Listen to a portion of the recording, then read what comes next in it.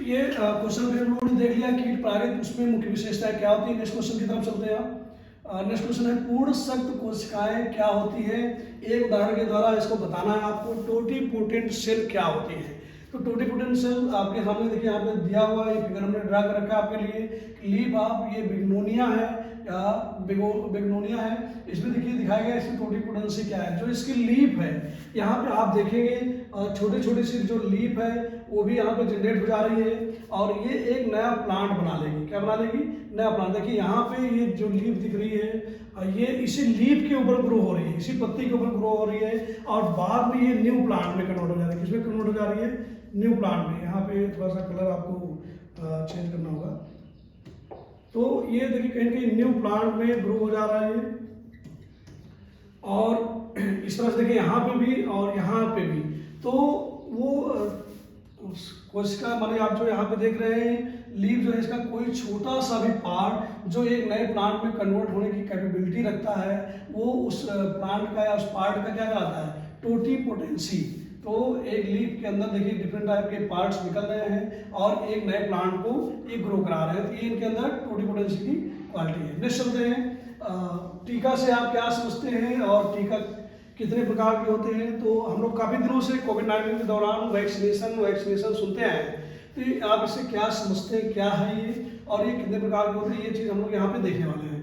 तो यहाँ पे देखिए वैक्सीनेशन दिया है। टीका कमजोर मारे गए या खंडित सूक्ष्मजीवों या विषाक्त पदार्थ या अन्य जैविक तैयारी का सस्पेंशन है जैसे कि एंटीबॉडी, लिम्फोसाइट, मैसेंजर आरएनए या जो मुख्य रूप से बीमारी को रोकने के लिए प्रशासित होते हैं।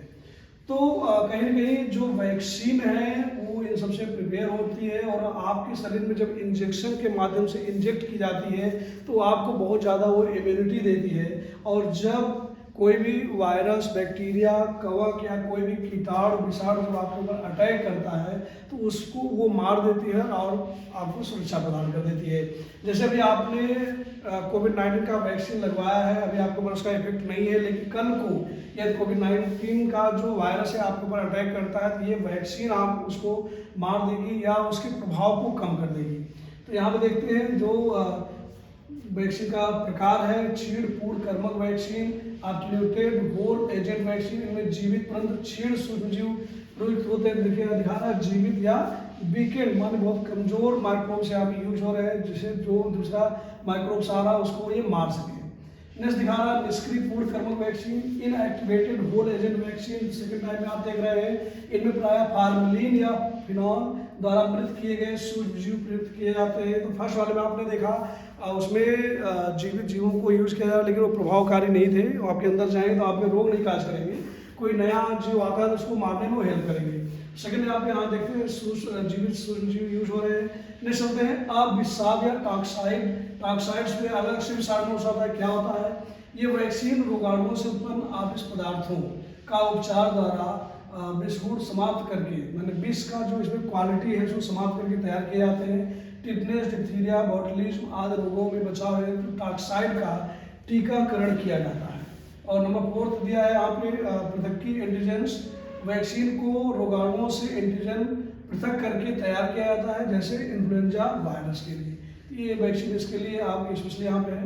नेक्स्ट क्वेश्चन चलते हैं यहाँ पे अनुवांशिकी अभियांत्रित एंटीजेंस क्या है? जेनेटिकली इंजीनियर्ड एंटीजेंस जो है इसके अंदर 5वें नंबर पे आ रही है टाइप है वैक्सीन की। इन्हें एंटीजन की प्रभावी जीन को प्रभावित करके ईस्ट आदि के माध्यम से जेनेटिक इंजीनियरिंग अनुवांशिक अभियांत्रिकी की विशेष तकनीक द्वारा तैयार किया जाता है।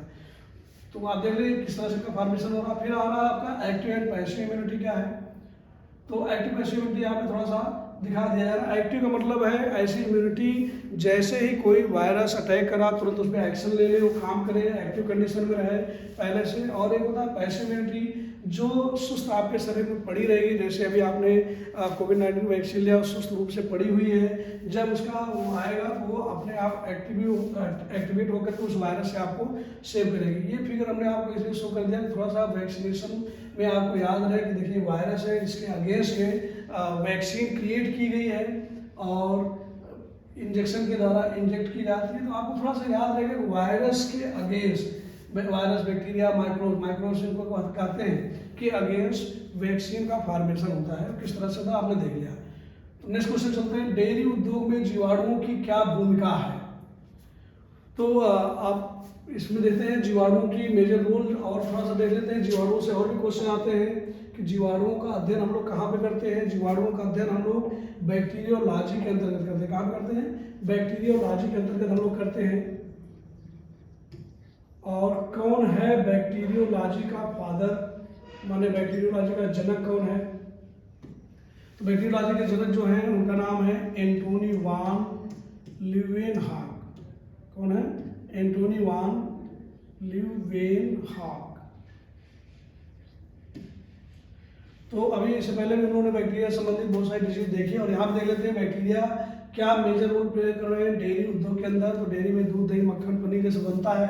तो आप यहाँ देख सकते हैं। ऐसे क्वेश्चन आता है पनीर, इस क्रिया में यहाँ पे पनीर की बात कर लें, इस क्रिया में लैक्टोबैसिलस लैक्टिस तथा ल्यूकोनोस्टाक सिट्रोओरम जीवाणु भाग लेते हैं, जो पनीर को बना दे रहे हैं दूध से। दूध को स्ट्रेप्टोकोकस थर्मोफिलस तथा लैक्टोबैसिलस बुल्गेरिस द्वारा 40 से 46 डिग्री सेंटीग्रेड पर जमाकर ईस्ट द्वारा आंशिक किण्वन कराया जाता है। तो पोषक पदार्थ योगर्ट, अलग से आपसे पूछा जाता है, ये भी एक दही का प्रकार है, योगर्ट प्राप्त होता है। तो आपने देख लिया यहाँ पे दही बनाया इसने, और यहाँ पे किण्वन करा करके इसे देखिए पनीर प्राप्त किया गया, और कितने टेम्परेचर को गर्म करना, ये सारा चीज आपको बताया गया। डेयरी उद्योग में जीवाणु के अत्यधिक उपयोग के कारण इनके अध्ययन के लिए एक नई शाखा डेयरी जीवाणु विज्ञान, डेयरी बैक्टीरियोलॉजी का फॉर्मेशन किया गया है यहाँ पे। नेक्स्ट चलते हैं, कुछ डेयरी पदार्थ एवं उनके बनने में भाग लेने वाले जीवाणु। यहाँ पे अलग से भी हमने शो कर दिया है, अलग से जैसे किसी के बारे में पूछ लिया कि दही का फॉर्मेशन कैसे हो रहा है, पनीर का फॉर्मेशन कैसे होगा, मक्खन का फॉर्मेशन किसके द्वारा हो रहा है, दही या कुछ कवक कौन कौन से पार्टिसिपेट कर रहे हैं, ये सारा चीज़ आप यहाँ देख सकते हैं। अलग से क्वेश्चन है तो उसको आप कर सकते हैं। और अभी आपका बोर्ड का एग्जाम होगा या आगे किसी और कंपटीशन बैठे तो वहाँ पे ये सारी चीज़ें आती रहती है। जैसे दही देखिए बोल रहा है स्ट्रेप्टोकोकस लैक्टिस के द्वारा, पनीर जिसे आप चीज़ बोलते हैं लैक्टोबैसिलस लैक्टिस के द्वारा फॉर्मेशन हो रहा, बटर मक्खन स्ट्रेप्टोकोकस लैक्टिस के द्वारा, ठीक है। और तथा दही यहाँ पे लैक्टोबैसिलस बुल्गेरिस के द्वारा, और पनीर जो है कुछ कवक के द्वारा भी इसका फॉर्मेशन, जैसे पेनिसिलियम कोमेम्बर्टी तथा पेनिसिलियम रॉक्सफोर्टी इत्यादि पनीर बनाने में भी काम आते थे। ये आपके लिए काफ़ी यूजफुल टॉपिक है, और यहाँ से जनरल साइंस, जनरल जीव विज्ञान के अंदर भी क्वेश्चन पूछे जाते हैं। और सर डबल रोटी उद्योग में ईस्ट का क्या रोल है। तो ईस्ट के बारे में आपको एक दो सेंटेंस में और बता दूं, उससे भी क्वेश्चन आता है कि ईस्ट जो होता है ये एक यूनिसेलुलर जंतु है। कैसा जंतु है? यूनिसेलुलर जंतु है, यूनिसेलुलर है, ठीक है। और एक फंगस है, क्या है? एक फंगस है, और इसमें मुख्य रूप से दो एंजाइम पाए जाते हैं, कभी पूछ भी लिया जाता है। इनवर्टेज एंजाइम का नाम क्या है? इनवर्टेज नाम है, इनवर्टेज।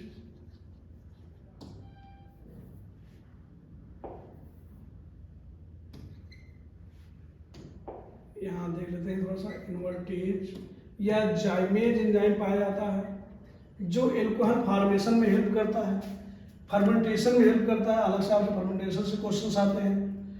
तो यहाँ देख लेते हैं, यहाँ दिया भी गया है कि डबल रोटी बनाने में, जो डबल रोटी आप देखते हैं काफ़ी सूजी सी होती है, फूली हुई होती है, वो due to the presence of yeast, जिसका साइंटिफिक नेम आपके सामने दिया है सैक्रोमाइसेस सेरेविसी। क्या नाम दिया है? सैक्रोमाइसेस सेरेविसी दिया है। आप साइंटिफिक नेम भी पूछ सकते हैं। ईस्ट का उपयोग डबल रोटी बनाने में किया जाता है। गीले मैदे में ईस्ट कैसे बनाते देख लें। गीले मैदे में ईस्ट को कोशिकाएं मिलाकर किण्वीकरण माने फर्मेंटेशन की क्रिया कराई जाती है। ईस्ट एमिलेज एंजाइम, माइलेज भी एंजाइम इसमें उपस्थित है, द्वारा स्टार्च को शर्करा में और शर्करा को जाइमेज एंजाइम, देखिए जाइमेज की भी बात चल रही थी, की सहायता से कार्बन डाइऑक्साइड एवं एथिल एल्कोहल में परिवर्तित कर देता है। अभी हमने बताया था एथिल एल्कोहल या शराब का फॉर्मेशन भी इसके द्वारा होता है। नेक्स्ट स्लाइड में देखेंगे हम लोग, और निम्नलिखित प्रश्नों का संक्षिप्त शब्दों में उत्तर दीजिए। आईवीएफ आपसे पूछा गया है, इन विट्रो फर्टिलाइजेशन प्रक्रिया का वर्णन कीजिए। क्या है ये प्रक्रिया? और ये मनुष्य के लिए वरदान भी है। आप सबको पता है कि ऐसे माता पिता जो इनमें संतानोत्पत्ति की क्षमता नहीं है, इसके द्वारा वो भी संतानोत्पत्ति का लाभ ले सकते हैं। कैसे ये होता है आगे भी हम लोग पूरा डिटेल में देखेंगे। उससे पहले यहाँ तीव्र गति से इसको देखने का प्रयास करते हैं। जैसे यहाँ दिया पात्र निषेचन, इसे पात्र निषेचन भी बोलते हैं, अंतःपात्र निषेचन पूरा बोलते हैं। अंतःपात्र निषेचन का सरलीकृत चित्रण अभी आपको नीचे देखने मिलेगा। इसमें एकल सीमेन इंजेक्शन का चित्रण भी दिखेगा। पात्र निषेचन या इन विट्रो फर्टिलाइजेशन निषेचन की एक कृत्रिम प्रक्रिया है। और जिसमें किसी महिला के अंडाशय से अंडे निकालकर, जैसे कोई प्रॉब्लम है, उसका संपर्क द्रव माध्यम में स्पर्म से कराया जाता है और इसके बाद निषेचित जब अंडा हो गया, जैसे आप यहाँ देखिए एक इन्होंने ओवम ले रखा है किसी से, और ओवम एक इन्होंने लिया, आप ऐसे लिख के देख सकते हैं कि चलो इन्होंने ओवम कहीं से ले लिया, और फिर किसी से इन्होंने स्पर्म ले लिया, क्योंकि जो पेरेंट है उनमें कहीं न कहीं इससे संबंधित प्रॉब्लम है। इन दोनों को जब इन्होंने लिया, इसका जब इन्होंने फर्टिलाइजेशन कराया, यहाँ पे क्या कराया, फर्टिलाइजेशन कराया, तो यहाँ पे फर्टिलाइजेशन करा लेते हैं। तो ये देखिए द्विगुणित जायगोट का फॉर्मेशन हो गया। अब इसमें उसके बाद विभाजन शुरू होगा, 2 सेल, 4 सेल, 8 सेल के बाद भी या 16 सेल के बाद इसको भ्रूण में क्या कर सकते हैं, इस भ्रूण को गर्भाशय ले जाकर के रोपित कर सकते हैं। तो ये सारा जो प्रक्रिया ये आपने पूरा देखा, ओवम इन्होंने लिया, स्पर्म को लिया और फर्टिलाइजेशन कराया, ये सब ये टेस्ट ट्यूब के अंदर कराते हैं, टेस्ट ट्यूब के अंदर कर रहे हैं। और इन यहाँ पे इन विट्रो फर्टिलाइजेशन मतलब क्या है, ऐसा टेम्परेचर और मीडियम प्रोवाइड करा रहे हैं जिसमें फर्टिलाइजेशन पॉसिबल हो सके। तो चलिए और यहाँ पे देख लेते हैं।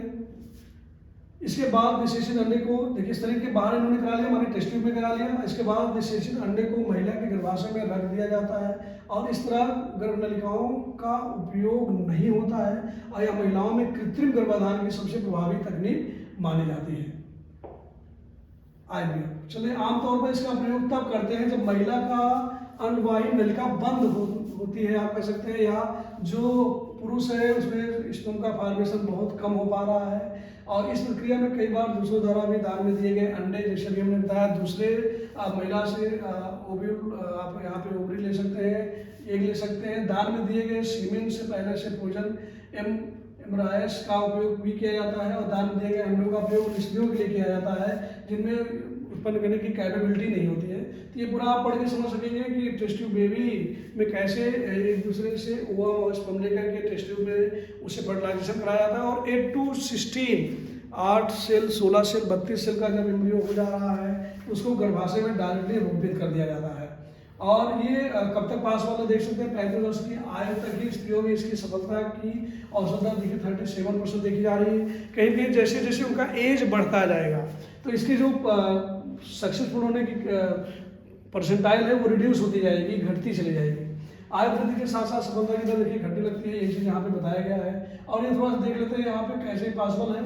तो अभी आपको बताया गया टेस्ट ट्यूब बेबी के माध्यम से, ये देखिए यहाँ पे दिखाया गया है, वाश स्पर्म ले लिया इन्होंने और इसी ओवम लेकर के इन्होंने फर्टिलाइजेशन करा लिया। फिर इंजेक्शन के माध्यम से आप देख सकते हैं ये स्पर्म इंजेक्टेड इनटू यूटेरस, देखिए ये यूटेरस है जहाँ पे इंजेक्शन के माध्यम से उस एम्ब्रियो को यहाँ पे शिफ्ट किया जा रहा है यूटेरस में, ठीक है। देखिए ये है स्पर्म है और ये चीज़ यहाँ पे शिफ्ट कर दिया गया। तो बहुत ईजी माध्यम है और जिनके लिए एक अभिशाप है, वो संतानोत्पत्ति की कैपेबिलिटी नहीं है, तो वो आसानी से संतानोत्पत्ति का लाभ यहाँ पे ले सकते हैं। डायग्राम इसलिए शो किया जा रहा है जिससे आप आसानी से याद कर सकें। और देखते हैं मानव में लिंग निर्धारण की प्रक्रिया का वर्णन कीजिए। तो मानव में लिंग निर्धारण ये हाई स्कूल लेवल का क्वेश्चन है, लेकिन अब यहाँ पूछा गया है तो आपको बढ़िया से एक्सप्लेन करने का प्रयास करना है। तो मानव जो लिंग निर्धारण हो रहा है, देखिए जनरली जो मनुष्य है उसमें 23 जोड़ी आप कह सकते हैं, 23 पेयर या 46 गुणसूत्र होते हैं। टोटली कितने थे, 46 क्रोमोसोम्स होते हैं। और उसमें भी 22 पेयर्स जो है, 22 पेयर ये कराते हैं ऑटोसोम्स। समजात गुणसूत्र बोलते हैं इनको, आप क्या बोलते हैं, समजात गुणसूत्र बोलते हैं। माने ये चाहे मेल हो, चाहे ये मेल हो, चाहे फीमेल हो, ठीक है, दोनों में ये यक्स ही रहते हैं। 44 गुणसूत्र 22 गुणसूत्र एक जैसे होते हैं। और ऑटोसोम्स कहलाते हैं जो 23वां जोड़ी गुणसूत्र है वो सेक्स क्रोमोसोम या लिंग हार्मोन कहलाता है, लिंग गुणसूत्र कहलाता है। और यहाँ पुरुषों में XY हो जा रहा होता है और इसमें XY से डिनोट किया जाता है। यही इन दोनों को डिफरेंट बनाता है। ये इसमें क्या लिखना है आपको बता दिया जा रहा है। अब आप देखिए यहाँ पे पुरुष जो है, मेल जो है, इसमें XY गुणसूत्र जो 23वां जोड़ी है और इसमें 23वां जोड़ी XS से डिनोट किया गया है। इनके बीच में आप क्रॉस कराएंगे तो जो न्यू संतति आने वाली, न्यू ऑफस्प्रिंग आने वाली है उसमें कहीं ना कहीं सेक्स डिटर्मिनेशन हो जाएगा। तो यहाँ पे देखिए ये जो सिंबल बने हुए हैं, कहीं कहीं स्पर्म के सिंबल बने हुए हैं, तो यहाँ पे स्पर्म है एक्स और वाई लिया गया, यहाँ पे एक्स एक्स को किया गया। इस एक्स को आप देखिए यहाँ पे इसके द्वारा यहाँ पे इसे मल्टीप्लाई कराया गया, तो ये कहीं कहीं एक्स एक्स का फॉर्मेशन हो गया, और फिर इसी एक्स को देखिए यहाँ से कराया गया, तो फिर ये एक्स एक्स हो गया। अब इस वाई को इससे कराया गया तो एक्स वाई, और इससे कराया गया तो एक्स वाई।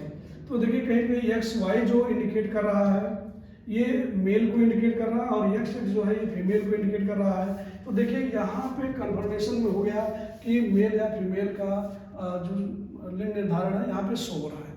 इससे एक क्वेश्चन और अक्सर पूछा जाता है कि जो आपके घरों में या और जगहों पे संतानों में केवल लड़का ही उत्पन्न होता है, उसके लिए जिम्मेदार कौन है? तो लोग जनरली क्या करते हैं, औरतों को ही इसके लिए जिम्मेदार ठहराते हैं। ये क्वेश्चन भी आपसे पूछा जाता है, तो उसको भी यहीं पे हम लोग साथ साथ देख लेते हैं यहाँ पे कि कैसे ये पासवर्ड है। यहाँ देखिए जो लड़कों के उत्पत्ति के लिए जिम्मेदार है मुख्य रूप से, वो केवल पुरुष जिम्मेदार है। पूछिए क्यों? क्योंकि यहाँ देखिए इनके पास ही वायु गुणसूत्र है, और जिसके पास वायु गुणसूत्र होता है वही होता है पुरुष। तो महिला जिम्मेदार होगी ही नहीं। क्यों नहीं जिम्मेदार होगी? क्योंकि इसके पास भैया वायु गुणसूत्र है ही नहीं। जब इसके पास वायु गुणसूत्र है नहीं तो ये कैसे लड़का उत्पन्न करेगी? कहेंगे आपके पास है। यदि ये फर्टिलाइजेशन में नहीं पार्टिसिपेट कर रहा है तो कहीं कहीं आपकी वीकनेस है। ये क्या है? आपकी वीकनेस है। आपका वायु गुणसूत्र जो है, वायु क्रोमोसोम जो है, ये बहुत ज़्यादा वीक है और ये फर्टिलाइजेशन के लिए आगे बढ़ ही नहीं रहा है। तो जब भी कभी लड़की पैदा हो रही है तो आप रिस्पॉन्सिबल हैं। यहाँ पे ये जो मुख्य रूप से इनको श्राप दिया जाता है, लोग इनको जिम्मेदारी पूरी दे देते हैं, इनकी जिम्मेदारी है, इनकी वजह से नहीं भैया, ऐसा कुछ नहीं है। आप यहाँ स्पष्ट देख सकते हैं कि वायु गुणसूत्र आपके पास है तो आपके द्वारा ही पॉसिबल है, इनका कोई इसमें रोल ही नहीं है। तो इस तरह से लिंग निर्धारण आपको शो करना है, और ये लाइन डायग्राम आप शो करेंगे। नेक्स्ट लाइन चलते हैं। ट्रांसजेनिक जीव क्या होते हैं? ट्रांसजेनिक ऑर्गेनिज्म उदाहरण द्वारा स्पष्ट कीजिए। नेक्स्ट क्वेश्चन था, या इन्हें पारजीनी जंतु बोलते हैं। तो देखिए इनके नाम से पता चल रहा है पारजीनी का मतलब क्या होता है। पारजीनी का मतलब होता है जिनमें उसके अतिरिक्त दूसरे के भी जीन हो। पार माने पराया, आप समझ सकते हैं। दूसरे का जीन जब किसी जीव में आ जाए तो ट्रांस। अब देखिए सिस का मतलब होता है कि एक जैसे जीन आए, और ट्रांस माने दो अलग अलग तरह का जीन यदि किसी जीव में आ रहा है तो कहलाता है ट्रांसजेनिक। तो क्या है, क्यों ऐसा किया जाता है? इसलिए किया जाता है कोई जीव है उसमें जब दो अलग अलग तरह के जीन मिला करके उसका फॉर्मेशन किया जाएगा तो उसमें बहुत ज़्यादा ही क्वालिटी बढ़ जाएगी, क्योंकि एक जीव में जो क्वालिटी है वो तो रहेगी, दूसरे जीव का भी क्वालिटी आ जाएगा। तो जरा देख लेते क्या है, जब किसी जीन को किसी कोशिका अथवा जीव में डाला जाता है तो उसे भीतरी जीन से भिन्न करने की विधि को पारजीन कहते हैं। तो देखिए भीतरी जीन से भिन्न, जो उसके पास पहले से जीन्स हैं और बाहर से जीन्स जब आप ला के डाल रहे हैं तो उसका जो भीतरी जीन है वो भिन्न हो जा रहा है, और ऐसे जीवों को ट्रांसजेनिक जीव कहते हैं। दूसरे शब्दों में भी यहाँ पे मेंशन किया गया है। दूसरे शब्दों में लोग देख लेते हैं कि पारजीनी जंतु वह है जिसका जीनोम किसी दूसरी जात की जीन्स लेने के कारण बदल गया है। मेरे पास समझ पा रहे हैं आप? यहाँ बहुत बढ़िया से समझ पा रहे हैं कि पारजीनी जंतु वह है जिसका जीनोम किसी दूसरी जात की जीन्स लेने के कारण बदल गया है। तो पारजीनी जंतुओं को उत्पन्न करने की 3 प्रारंभिक विधियां हैं, वहां हम लोग आगे भी इसको देखेंगे। तो आप यहाँ समझ चुके हैं कि इनमें दूसरा जीन कहीं कहीं से आ रहा है। तो यहाँ देखिए 3 विधियां यहाँ पे शो की गई है। डीएनए सूक्ष्म इंजेक्शन, डीएनए माइक्रो इंजेक्शन के द्वारा, रेट्रो मध्यस्थीय जीन ट्रांसफर या retro virus mediated gene transfer, और लास्ट में दिया है embryonic stem cell mediated gene transfer. तो ये 3 मेथोडोलॉजी आपके सामने रिप्रेजेंट की गई है जिनके द्वारा आप ट्रांसजेनिक जीव का फॉर्मेशन कर सकते हैं, ऑर्गेनिज्म बना सकते हैं।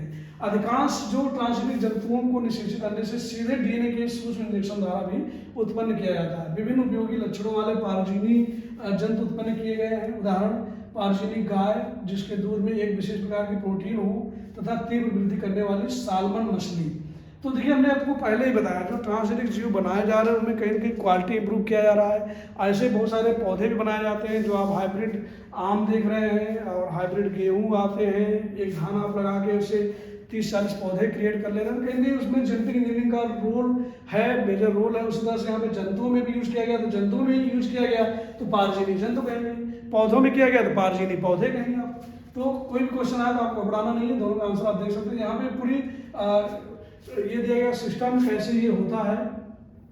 तो यहाँ पे हम लोग देखते हैं इसको क्लियर हो जाएगा।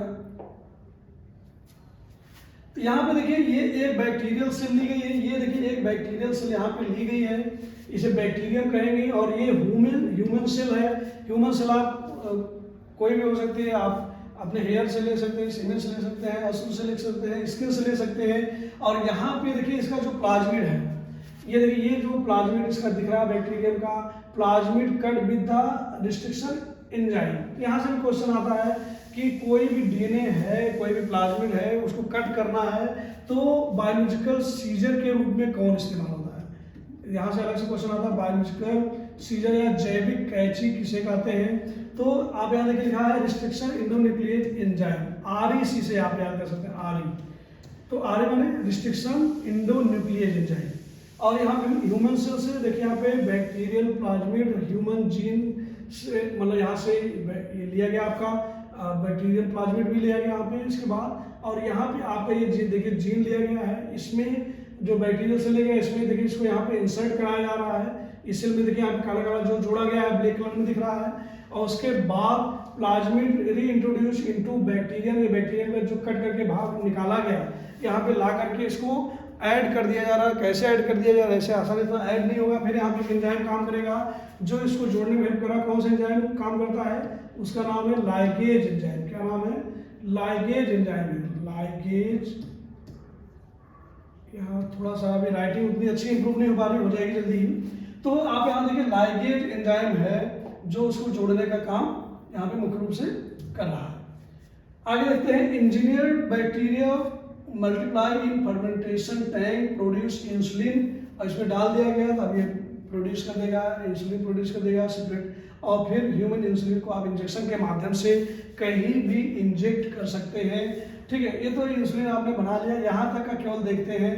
अभी आपको जो बात करनी है मुख्य रूप से यहाँ तक करनी है। इंसुलिन फार्मेशन भी आता है, इसलिए हमने आपको पूरी प्रविधि बता दी कि इंसुलिन का फार्मेशन आप कैसे कर पाएंगे। लेकिन आपको पारजीनी जंतु जो बनाना है, यहाँ तक देखिए जीन, दूसरे के जीन को आपने ला करके अपने सेल में जोड़ दिया है। ठीक है, और इसको आप यूज करके पारजीनी जंतु को पौधे में इंजेक्ट करें, पारजीनी पौधे बना सकते हैं, इसके द्वारा इंसुलिन बना सकते हैं और आगे इसको यूज कर सकते हैं। नेक्स्ट क्वेश्चन देखते हैं, अपरा से आप क्या समझते हैं, इसके मुख्य कार्य समझाइए। तो बहुत मोस्ट इंपॉर्टेंट क्वेश्चन है, अक्सर ये आपके बोर्ड में पूछा जाता है। यदि आपके पास अनसॉल्व है आप वहाँ से देख सकते हैं। अभी और भी मैं पेपर सॉल्व कराऊंगा जो आपके अनसॉल्व में आए हुए मॉडल पेपर, तो वहाँ पे देखिए क्वेश्चन रिपीट होता रहता है। अपरा या प्लासेंटा बोलते हैं। अपरा से ही जो एम्ब्रियो है, जो भ्रूण है, उसको पूरा पोषण मिलता है, ऑक्सीजन मिलता है, फूड सप्लीमेंट मिल रहा है, और उसका जो एक्सक्रीशन हो रहा है, रिस्पायरेशन हो रहा है, सब इसी ट्यूब के द्वारा। ये ट्यूब है जो मदर से इन्फेंट माने जो एम्ब्रियो अभी है उसमें जुड़ी होती है और गर्भाशय के अंदर पूरी तरह से उसको पोषण देती रहती है।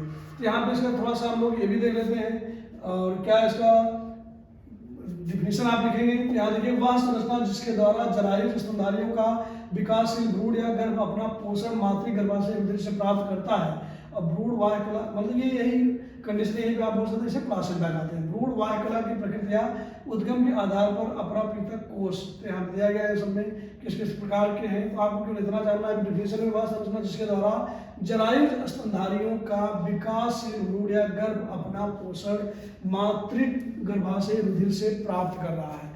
मातृ माने माता के जो ब्लड में सारी चीजें उपलब्ध है उससे वो प्राप्त कर रहा है। यहाँ पे और चीजें दी गई, मेटाथीरिया या मार्सुपियल्स में ऐसी कंडीशन है, कोरियो इलेंट्रॉइड में, और जरायु माने कोरियोनिक प्रकार के। तो ये सारा चीज दिया है। अब पीतक कोष अपरा क्या है, योग से प्लासेंटा क्या है, या किसमें पाया जाता है, इससे भी इसके अंदर आप इसको भी मेंशन करेंगे। इसमें अपरा पीतक कोष से बना होता है और ये कंगारू मुख्य रूप से पाया जाता है। और आगे चलते हैं, कोरियो इलेंट्रॉइड अपरा जो है, इसमें अपरा कोरियन और एंट्राइड झिल्लियों से बना होता है। जैसे यूथेरियन प्राणियों में आपसे क्वेश्चन पूछा जाता है, यूथेरियन जो प्राणी हैं उसमें किस तरह का प्लासेंटा पाया जाता है, तो आप बता सकते हैं कोरियो इलेंट्रॉइड टाइप का प्लासेंटा पाया जाता है। या इससे पहले स्लाइड में उन्होंने देखा कि योग से प्लासेंटा किसमें पाया जाता है, कंगारुओं में पाया जाता है। और मनुष्य में अक्सर पूछ लिया जाता है, मनुष्य में किस तरह का प्लासेंटा पाया जाता है, तो जरायु अपरा या कोरियोनिक प्लासेंटा, इसमें अपरा कोरियोनिक झिल्ली से बना होता है और इसे मनुष्य में इस तरह का प्लासेंटा पाया जाता है। अब अपरा के फंक्शन की बात आती है, अपरा के कौन कौन से फंक्शन है, तभी हमने एक बार आपसे पहले ही डिस्कस किया कि अपरा के जो फंक्शन है कौन कौन से हैं आप यहाँ देख सकते हैं कि अपरा भ्रूण को पोषण प्रदान कर रहा है। क्या प्रदान कर रहा है? पोषण प्रदान कर रहा है। और साथ ही साथ अपरा के द्वारा विकसित होते भ्रूण को ऑक्सीजन प्राप्त होती है। अभी हमने बताया कि माता के ब्लड में जो चीज़ें हैं सारा चीज, और अपरा द्वारा उत्सर्जित पदार्थ भ्रूण के रुधिर से विसरण द्वारा माता के रुधिर में चले जाते हैं और अपरा उत्सर्जन में भी सहायता करता है। देखिए यहाँ जो प्लासेंटा है बहुत सारे इसके रोल हो जा रहे हैं। एक तो पोषण प्रदान कर दे रहा है, ऑक्सीजन दे रहा है, नहीं तो भ्रूण जीवित नहीं रहेगा, उत्सर्जन में भी ये हेल्प कर रहा है और चयनात्मक अवरोधक की बात भी कार्य कर रहा है। फालतू चीज़ों को एम्ब्रियो में ट्रांसफर नहीं होने दे रहा है और माता के रुधिर से लाभदायक पदार्थों को भ्रूण के रुधिर में प्रवेश करने देता है। फालतू चीज़ों को नहीं, हानिकारक पदार्थों को भ्रूण में प्रवेश नहीं करने देता। देखिए यहाँ जो एक टर्म आपके सामने आया, चयनात्मक अवरोधक क्या है, सिलेक्टिव बैरियर क्या है, यही है जो लाभदायक पदार्थ है उसको एम्ब्रियो में ट्रांसफर होने दे रहा है, जो हानिकारक चीजें हैं उसको वो रोक दे रहा है।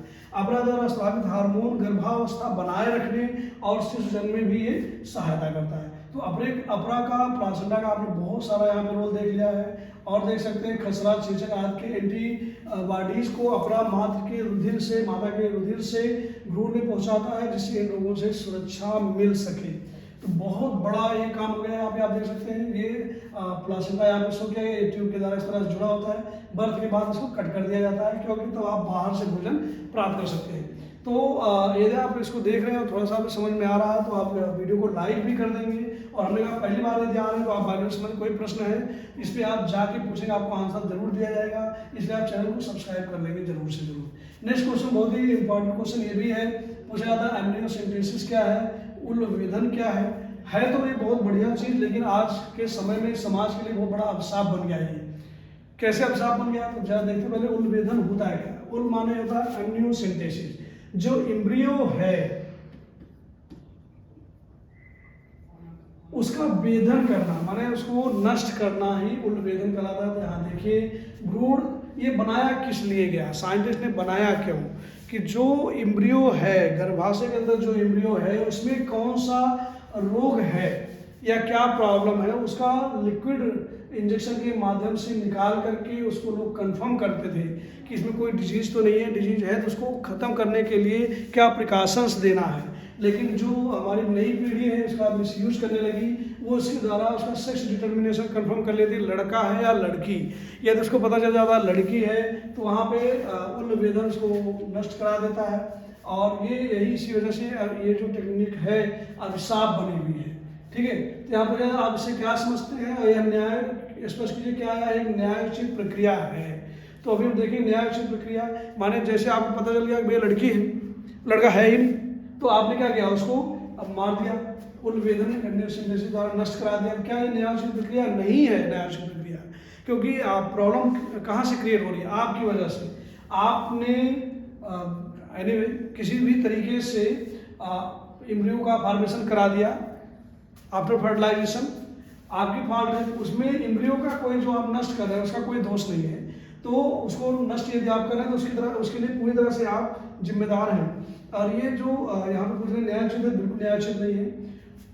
तो ये तो पहले क्लियर हो गया। अब देखते क्या है, एमनियोटिक द्रव में तैरता रहता है उलवेधन, माने यहाँ देखिए भ्रूण एमनियोटिक तरल में तैरता रहता है। इंजेक्शन सुई की सहायता से माता के गर्भाशय में से इस तरल का एक सैंपल ले लिया जाता है और तरल में स्थित कोशिकाओं का संवर्धन करने के पश्चात कोशिकाओं के गुणसूत्रों का निरीक्षण करके भ्रूण के लिंग का पता लगाया जा सकता है।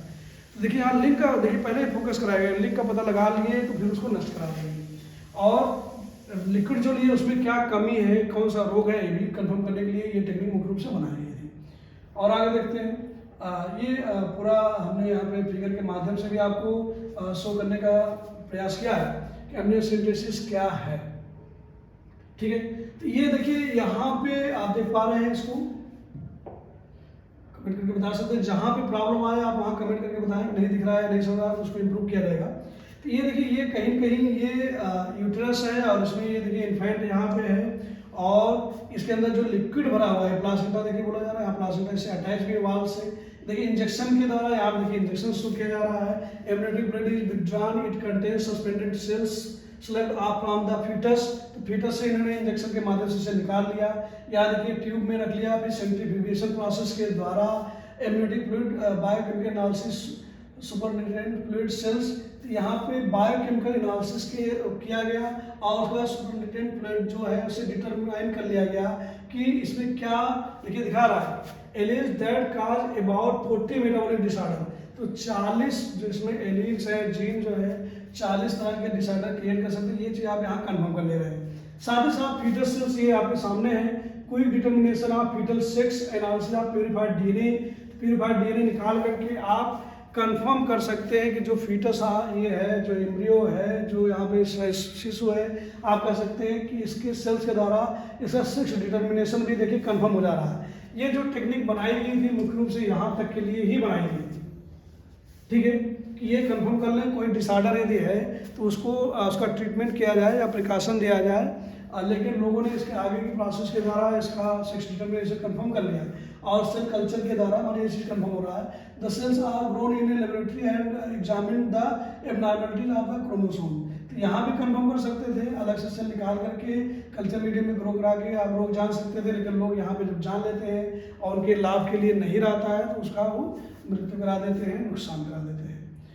नेक्स्ट चलते हैं। ये सारी चीज़ें यहाँ पे लिखी हुई हैं, इसको आप थोड़ा सा पढ़ के देख सकते हैं।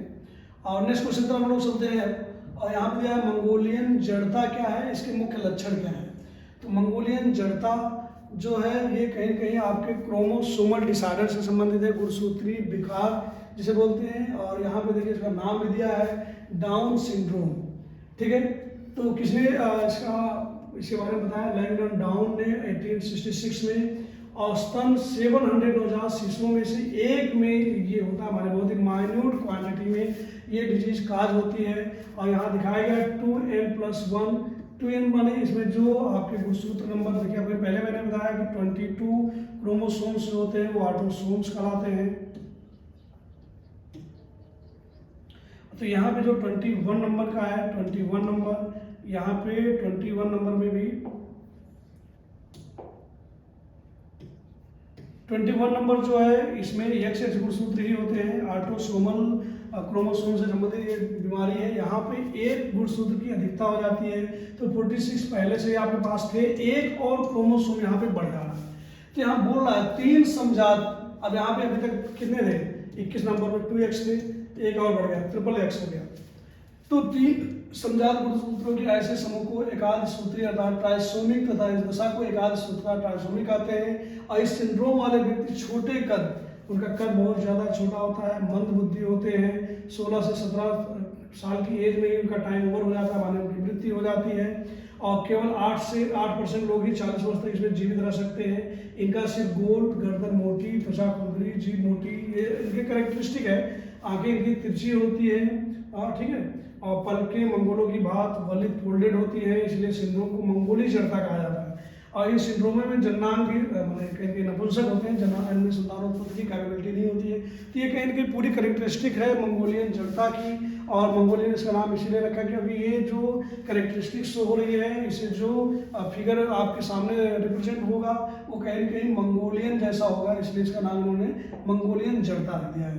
तो ये सारे आपके गुणसूत्रों के पेयर्स हमने यहाँ पे शो कर रखे हैं, 1 2 3 4 5 6। और यहाँ पे देखिए 21 नंबर का जो है सब देखिए पेयरिंग में ही है, 2-2 की पेयरिंग में है। लेकिन यहाँ पे जो आप 21वां जोड़ी गुणसूत्र देख रहे हैं, ये 21वां जोड़ी गुणसूत्र ही यहाँ पे 3 गुणसूत्र एक साथ हो जा रहे हैं, ट्राइसोमी हो जा रही है, इसलिए ये इस डिजीज में 47 गुणसूत्र हो जा रहे हैं।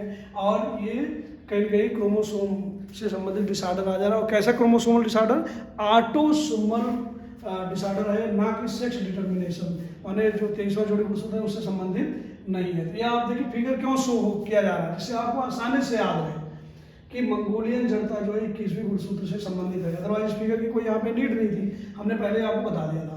तो और आगे चलते हैं नेक्स्ट, ब्यूबोनिक प्लेग क्या है और इसके लक्षण व उपचार। तो ब्यूबोनिक प्लेग क्या है यहाँ पे हम लोग देखते हैं 36, कोई बात नहीं। तो यहाँ पे ब्यूबोनिक प्लेग क्या है, विश्व संगठन के अनुसार ब्यूबोनिक प्लेग का सबसे आम रूप है और यह एक संक्रमित पिस्सू के काटने से होता है। इस पिस्सू का नाम जो है आपको याद करना है और उसको लिख के भेजना है, जीनोसाइला। इसका नाम क्या है, जीनोसाइला।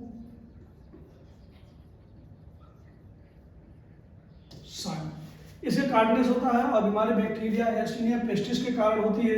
तो जब वो कट करता है तो यर्सीनिया पेस्टिस आपके उसमें ट्रांसफर हो जा रहा ब्लड में और उससे ये डिजीज कहा जा रहा है, जो आमतौर पर छोटे स्तनधारियों और उनके पिस्सू में पाए जाने वाले एक जूनोटिक जीवाणु में होता है। तो जूनोटिक जीवाणु है जिसमें ये पाया जा रहा है। और प्लेग बैसिलस या वाई पेस्टिस काटने में प्रवेश करता है और लसिका प्रणालियों के माध्यम से निकटतम लिम्फ नोड तक पहुंचता है, जहां यह रेप्लिकेट होता है और लिम्फ नोड में फिर सूजन आ जाती है और तनाव और दर्दनाक भी हो जाता है और इसे ही बुबो कहा जाता है। और संक्रमण के उन्नत चरणों में सूजन जो है मवाद से भरे हुए घाव में टूट सकते हैं। फिर ब्यूबोनिक प्लेग में मानव के लिए मानव संचरण दुर्लभ हो जाता है। ब्यूबोनिक प्लेग को काली मृत्यु भी कहा जाता है। क्यों काली मृत्यु इसे कहा जाता है, या कभी पूछ रहे काली मृत्यु किसके द्वारा होता है, तो ब्यूबोनिक प्लेग को बोल रहे हैं। और आपको जो आगे भी बताया गया है जीनोप्साइला है या यर्सीनिया पेस्टिस जो है उसके द्वारा ये काज हो रहा है, ये आप बताएंगे। और इसे ब्लैक डेथ क्यों कहते हैं, क्योंकि एक समय ऐसा था जब बहुत ज़्यादा लोग इसके द्वारा मृत्यु को प्राप्त हुए, उसी समय इसका नाम रख दिया गया था ब्लैक डेथ। तो रोग के लक्षण क्या है आपने पहले देख भी लिया है। इसमें 1 से 7 दिनों के बाद लक्षण इसके दिखाई देते हैं।